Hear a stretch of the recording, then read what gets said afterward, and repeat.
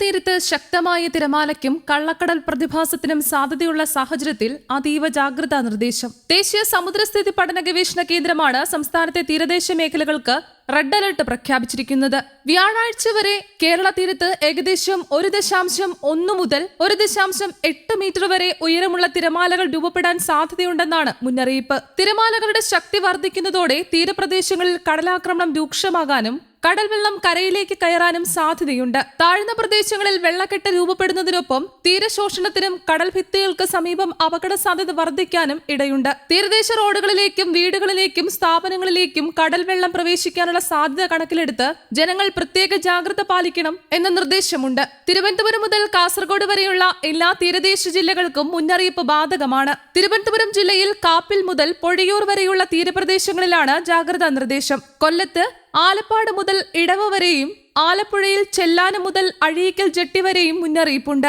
എറണാകുളം മുനമ്പം മുതൽ മറുവക്കാട് വരെയും തൃശൂരിൽ ആറ്റുപുറം മുതൽ കൊടുങ്ങല്ലൂർ വരെയും തീരപ്രദേശ മേഖലകളിൽ പ്രത്യേകം ശ്രദ്ധ വേണം. മലപ്പുറം ജില്ലയിൽ കടലുണ്ടി നഗരം മുതൽ പാലപ്പെട്ടി വരെയും കോഴിക്കോട് ജില്ലയിൽ ചോമ്പാല മുതൽ രാമനാട്ടുകര വരെയും ജാഗ്രതാ നിർദ്ദേശം നൽകിയിട്ടുണ്ട്. കണ്ണൂർ ജില്ലയിൽ വളപട്ടണം മുതൽ ന്യൂമാഹി വരെയും കാസർഗോഡ് ജില്ലയിൽ കുഞ്ചത്തൂർ മുതൽ കോട്ടക്കുന്ന് വരെയും സമാനമായി മുന്നറിയിപ്പുണ്ട്. കേരളത്തിന് പുറമെ തമിഴ്നാട്ടിലെ കന്യാകുമാരി, രാമനാഥപുരം, തൂത്തുക്കുടി, തിരുനെൽവേലി തീരങ്ങളിലും ഉയർന്ന തിരമാലയ്ക്ക് സാധ്യതയുണ്ട്.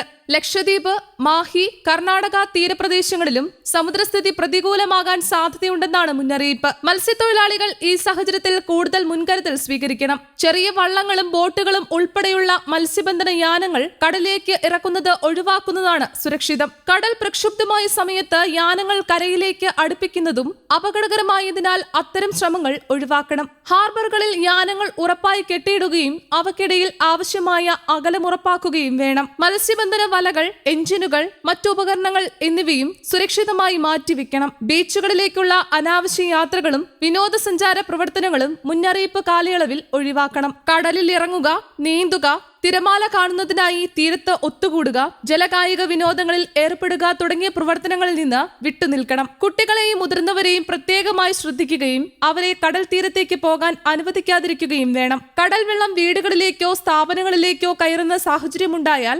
വൈദ്യുതോപകരണങ്ങൾ ഉപയോഗിക്കരുത്. പ്രധാനപ്പെട്ട രേഖകൾ, മരുന്നുകൾ, കുടിവെള്ളം, ഭക്ഷണം, മൊബൈൽ ഫോൺ, ചാർജർ തുടങ്ങി അത്യാവശ്യ സാധനങ്ങൾ സുരക്ഷിതമായ ഉയർന്ന സ്ഥലത്തേക്ക് മാറ്റിവെക്കുന്നത് ഉചിതമാണ്. തീരശോഷണ സാധ്യതയുള്ള പ്രദേശത്തുള്ളവർ വീടുകളുടെയും കെട്ടിടങ്ങളുടെയും സുരക്ഷ പ്രത്യേകം പരിശോധിക്കണം. അധികൃതർ ഒഴിഞ്ഞു പോകാൻ നിർദ്ദേശം നൽകുന്ന സാഹചര്യമുണ്ടായാൽ താമസിക്കാതെ സുരക്ഷിത കേന്ദ്രങ്ങളിലേക്ക് മാറണം. ഔദ്യോഗിക അറിയിപ്പുകൾ കൃത്യമായി പിന്തുടരുകയും കാലാവസ്ഥയിലും കടലിന്റെ സ്വഭാവത്തിലും ഉണ്ടാകുന്ന മാറ്റങ്ങൾ നിരന്തരം നിരീക്ഷിക്കുകയും വേണം. നിലവിൽ കടൽ ശാന്തമാണെന്ന് കരുതി ജാഗ്രത കുറയ്ക്കരുത്. മുന്നറിയിപ്പ് പിൻവലിക്കുന്നതുവരെ പരമാവധി സുരക്ഷാ മുൻകരുതലുകൾ സ്വീകരിക്കുകയും അനാവശ്യമായ കടൽ യാത്രകളും തീരദേശ സന്ദർശനങ്ങളും പൂർണ്ണമായി ഒഴിവാക്കുകയും ചെയ്യുന്നതാണ് ഏറ്റവും സുരക്ഷിതമായ നടപടി. News desk, Kerala Kaumudi.